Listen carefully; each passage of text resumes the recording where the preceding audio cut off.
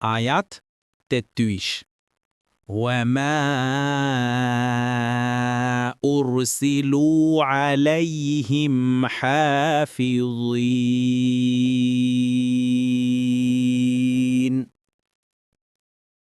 অনুবাদ অথচ তাদেরকে মুমিনদের তত্ত্বাবধায়ক করে পাঠানো হয়নি।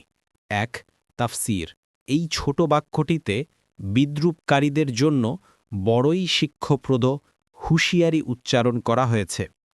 অর্থাৎ ধরে নেয়া যাক মুসলিমরা যা কিছুর প্রতি ঈমান এনেছে সব কিছুই ভুল, কিন্তু তাতে তারা তোমাদের তো কোনো ক্ষতি করছে না। যে জিনিসকে তারা সত্য মনে করেছে সেই অনুযায়ী তারা নিজেরাই আমল করছে।